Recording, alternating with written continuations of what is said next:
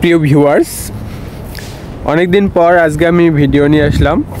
অনেক ব্যস্ততার জন্য আমি ভিডিও তৈরি করতে পারিনি। যখনই আমি ফ্রি পাই বা অবসর সময়ে আপনাদেরকে সময় দেওয়ার চেষ্টা করি।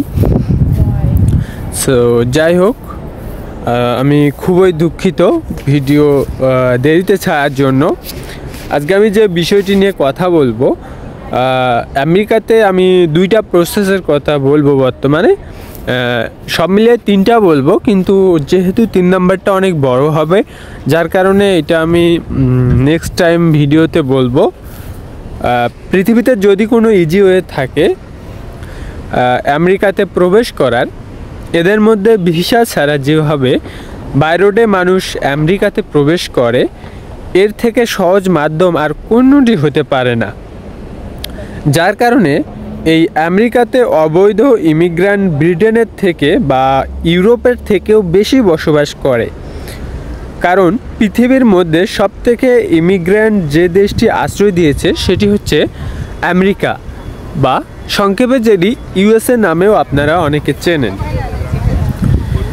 কিন্তু বর্তমান প্রেসিডেন্ট যেহেতু ডোনাল্ড ট্রাম্প, অনেকে এতে ভয় পাচ্ছেন। কারণ অবৈধ অভিবাসী শুধু বাংলাদেশে এখানে রয়েছে 3 লাখ, এবং যারা রাস্তায় আছেন অথবা বাংলাদেশ থেকে পরিকল্পনা করতেছেন আসবেন ভাবতেছেন, এরাও অনেকে ভয় পাচ্ছেন।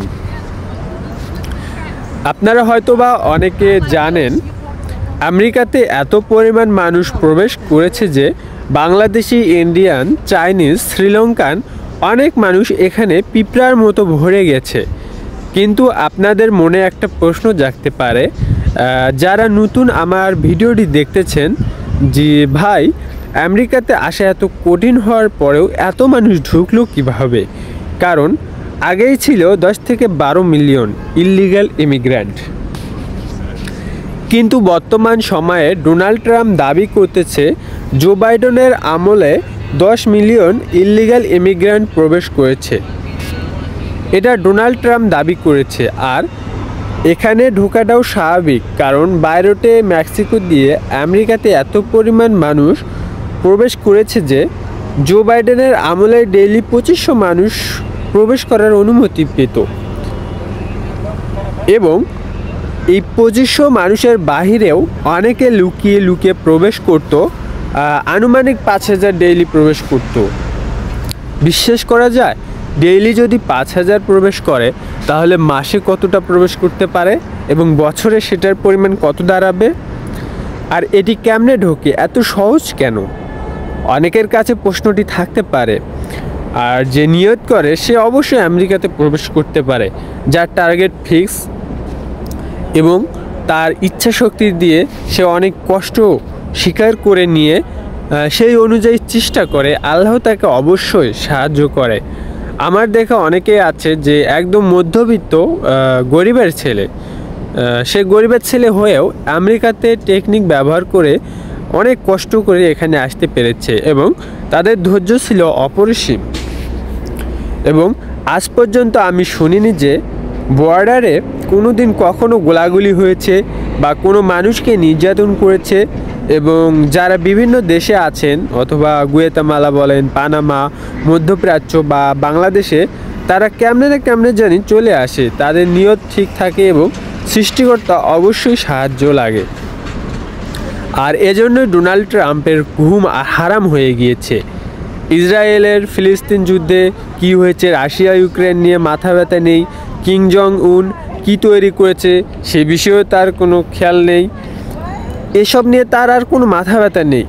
দুনিয়াবি, আমি বলবো দুনিয়াবি চিন্তা বাদ দিয়ে সে পরকাল নিয়ে ভাবতেছে বর্তমান।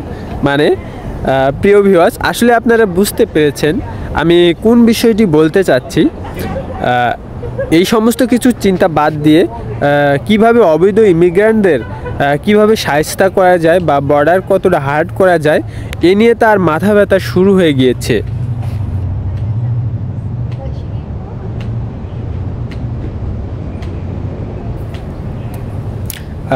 তার টার্গেট ছিল আগে ইললিগাল ইমিগ্রান্ট খেদায়ে নেই। এখনও সেই কোনো পদক্ষেপ নেয়নি। সে কতটা আইন কঠোর করতে পারবে বা ফার্স্ট স্টেপ কি দিয়ে শুরু করবে, এটা আস্তে আস্তে বোঝা যাবে, তবে সহজে কোনো কিছু হঠাৎ করে চেঞ্জ করতে পারবে না, এটা আপনারাও একটা বিশ্বাস রাখতে পারেন। চলুন আপনাকে আমি কিছু পয়েন্ট বলি যে কেন অবৈধভাবে আমেরিকাতে এত সহজভাবে আসতে পারে। আজকে আমি 3টা বিষয় বলবো, যে 3টা পয়েন্টে আপনারা সমস্ত কিছু ক্লিয়ার হতে পারবেন। যদি আপনাদের ধরেন আমেরিকাতে হঠাৎ করে কোনো এক জায়গায় সবাইকে একত্রিত করলো এবং সবারই ড্রাইভিং লাইসেন্স পাসপোর্ট চেক করতে লাগলো, আমি বলবো প্রতি 32 জনের মধ্যে একজন অবৈধ ইলিগাল ইমিগ্রান্ট বেরোবে। এটা সরকারি হিসাব অনুযায়ী। বেসরকারি হিসাব অনুযায়ী তো এর সংখ্যা আরও বেশি দাঁড়াবে। এদের মধ্যে সবচেয়ে জনপ্রিয় 3টা প্রসেস রয়েছে, তাদের মধ্যে আমি 2টা আলোচনা করব। আমেরিকাতে ভিজিট ভিসায় এসে থেকে যাওয়া।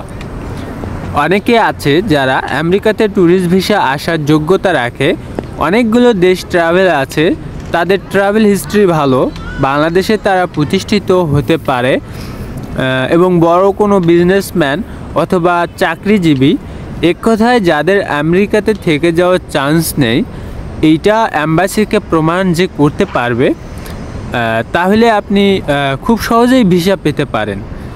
তবে আমেরিকার ভিসা থাকলেও আপনাকে অনেকভাবে তারা যাচাই করবে। এয়ারপোর্টেও বেশিরভাগ ইন্টারন্যাশনাল বিমানগুলো আমেরিকান এবং তারা আমেরিকাকে একটা মুচলেখা দিয়েছে, যখনই আমেরিকার ভূখণ্ডে তারা প্রবেশ করবে কোনো ইলিগাল ইমিগ্রান্ট যেন না আসতে পারে ভিসা ছাড়া, এবং ভুলক্রমে যদি চলে আসে তাহলে বড় অঙ্কের জরিমানা এয়ারপোর্ট কর্তৃপক্ষকে বহন করতে হবে। যার কারণে বিশ্বের যে কোথাও থেকেও আমেরিকাতে আসুন না কেন, আপনার পাসপোর্ট সহ ভিসা খুব ভালোভাবেই চেক করা হবে। তাহলে আপনি ভেবে নেন যে জেনুইন পাসপোর্ট ভিসা ছাড়া আমেরিকাতে প্লেনে করে আসা সম্ভব নয়, আপনি কোনোভাবেই এয়ারপোর্ট পর্যন্ত আসতেই পারবেন না। তো ভাগ্য ভালো হলে আপনি খুব সহজেই ভিসা পেতে পারেন এবং আমেরিকাতে আসতে পারেন। ভিসা পাওয়ার পর হয়তো বা হোটেল বুকিং, বাংলাদেশ থেকে নিউ ইয়র্কে রিটার্ন এয়ার টিকিট সহ এভারেস্ট সব সহ 3 থেকে 3.5 লক্ষ টাকার মতো খরচ পড়তে পারে। তো ধরুন আপনি চলে এসেছেন, এখন আপনার টার্গেট এখানে থেকে যাওয়া, কোনো না কোনোভাবে হোক বৈধভাবে এখানে এন্ট্রি করেছেন এবং এত সুন্দর দেশ, স্বপ্নের দেশ, আর আপনার মন চাচ্ছে না যে বাংলাদেশে ফেরত যাবেন, কারণ এখানে এত টাকা খরচ করে এসেছেন, আবার বাংলাদেশে গেলে আবার যদি আসাটা আবার কঠিন হয়ে যায়, ভিসা যদি না দেয়, তো যার কারণে অনেকে এখানে সেটেল হওয়ার চিন্তাধারা নিয়ে আসেন।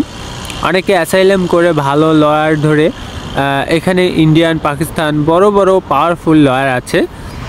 আরেকটা বিষয় বলে রাখি, আপনারা মনে কিছু নিয়েন না, বাংলাদেশের কিছু লয়ার আছে, আমি বলবো এরা চোর বাটপার। কারণ বাংলাদেশ থেকে যারা নিরীহ লোকজন আসে, নানানভাবে এদেরকে হয়রানি করে। কেস একবার হাতে নিলে নানান রকম অর্থের জন্য চাপ দেয়, কন্ট্যাক্ট থাকে $5,000 এবং পরিশেষে দেখা যায় $10,000 থেকে $15,000 পর্যন্ত চার্জ করে। অনেকটা বাটপার টাইপের বাংলাদেশি যারা লয়ার রয়েছে। তবে বাংলাদেশি ভাইরা যারা আমার ভিডিও দেখবেন, এখানে লয়ার হিসেবে আছেন, সবাই তো খারাপ না, তবে অনেক রিপোর্ট আমার কাছে আসে, এজন্য মন থেকে কথাটা বললাম। কিন্তু আপনার আবার মনে কষ্ট নিয়েন না, আপনারা আবার যেটা সত্য সেটাই বললাম। আমেরিকাতে অনেক বাংলাদেশি বাটপার লয়ার ভরে গিয়েছে, যারা অন্য অন্য দেশে রয়েছে তারা তুলনাভাবে অনেকটা সৎ, আর আমেরিকান লয়ার হলে তো কোনো কথাই নেই। আপনি তাদেরকে 100% বিশ্বাস করতে পারেন এবং $4,000 থেকে শুরু করে সর্বোচ্চ $5,000 পর্যন্ত নিতে পারে। এটা আনুমানিক আপনাকে একটা হিসাব দিলাম। এখানে একটা বিষয় বলে রাখি, অনেকে মনে করতে পারেন যে এই ডলারটি একবারে নেয়, আসলে একবারে নেয় না। প্রথমে ধরেন আপনার ফাইলটি ওপেন করতে $600 মতো নেবে এবং আস্তে আস্তে আপনার ডকুমেন্টস এবং প্রয়োজনীয় ফি যেটা লাগবে সেই অনুযায়ী তারা পেমেন্ট নেবে। এবং অনেক লয়ার বাসায় বসে থেকেই কম্পিউটারে অ্যাসাইলাম করতে পারে, এটা বিষয়ে আপনাদের অনেক কিছু অজানা রয়েছে। অন্য একটা ভিডিওতে বিস্তারিত আলোচনা করব। এরপর অ্যাসাইলাম করার পর 6 মাস পর এমপ্লয়মেন্ট অথরাইজেশনের জন্য আবেদন করবে, মানে ওয়ার্ক পারমিটের জন্য আর কি আবেদন করা যায়। অবশ্যই সময়সীমা 6 মাস পর হতে হবে এবং তখন আপনাকে একটা টেম্পোরারি ওয়ার্ক পারমিট দেবে। এটা সময়সীমা থাকে 1 থেকে 2 বছর পর্যন্ত এবং টাইম টু টাইম এটা রিনিউ করতে হয় এবং তারপর ধুমচে যাবেন আর গ্যাস স্টেশনে কাজ করবেন, ডলার কামাবেন আর কি করার। এবং দেখা যাচ্ছে 3 বছর বা অথবা 5 বছর পর আপনি গ্রিন কার্ডের যোগ্য হবেন এবং তারপর আপনি গ্রিন কার্ডের জন্য আবেদন করতে পারবেন। আরেকটা বিষয় যেটা সকলেই ভয় পাচ্ছেন যে ডোনাল্ড ট্রাম্প প্রেসিডেন্ট হওয়ার পর অবৈধ অভিবাসীদের আমেরিকা থেকে সকলকে ডিপোর্ট করে দেবে। এটা আসলে আপনাদের টোটালি ভুল ধারণা, কেননা অবৈধ তারা নয় যারা অ্যাসাইলাম কেস করেছে, একটা প্রসেসের মাধ্যমে চলে এসেছে। যাই হোক, ডিটেনশন থেকে যেভাবে হোক না কেন আশ্রয়ের জন্য আবেদন করেছে, সে তো লিগ্যাল হইতে আছে, সে এক স্টেট থেকে অন্য স্টেটে যেতে পারছে, সিম কার্ড ইউজ করতে পারতেছে, স্বাধীনভাবে বিমানের টিকিট কেটে চলাচল করতে পারতেছে, সে তো অবৈধ না। অবৈধ বলতে ডোনাল্ড ট্রাম্প কাদেরকে বুঝিয়েছেন আপনি জানেন? মেক্সিকান, ল্যাটিনরা অনেক লোক এখানে এসেছে যারা অ্যাসাইলাম করেনি, তারা নির্বিধায় এখানে ঘুরে বেড়াচ্ছে এবং মাফিয়া চক্রের সাথে জড়িত। তারা লুটপাট, ইয়াবা, ফেন্সিডিল এখানে বিজনেস করতেছে এবং যাদেরকে ডিপোর্ট করেছিল তারাও আবার এখানে প্রবেশ করেছে। সেই সকল অবৈধ ইমিগ্রান্টদের ধরে আবার রিটার্ন ফেরত পাঠাতে প্রস্তুতি নিচ্ছে ডোনাল্ড ট্রাম্প। এটা ফার্স্ট স্টেপ, পরে হয়তো বা আরও কিছু কঠোরতা অর্জন করবে।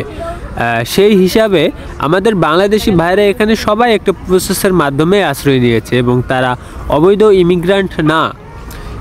তো যাই হোক, এই হলো একটা সিস্টেমের কথা বললাম। এবার চলুন দ্বিতীয় সিস্টেমের কথা বলা যাক।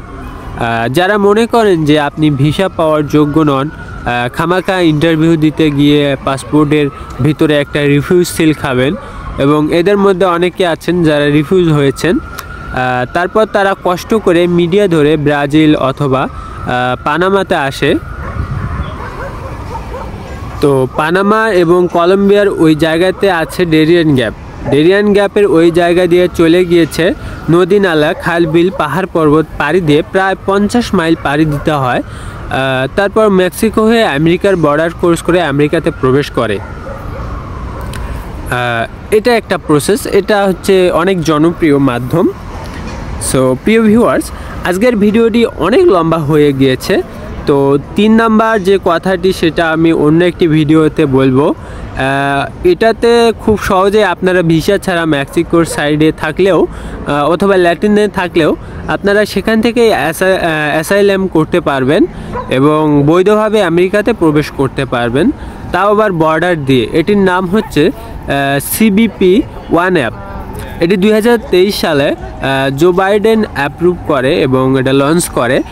যারা কষ্ট করে পানামা দিয়ে মেক্সিকোতে আসবেন তারা সেখান থেকেই অ্যাসাইলাম কেস করতে পারবেন এবং একটা সময় অনুযায়ী আপনি এন্ট্রি করতে পারবেন। তো এটা নিয়ে আমি বিস্তারিত অন্য একটি ভিডিওতে আপনাদেরকে জানাবো।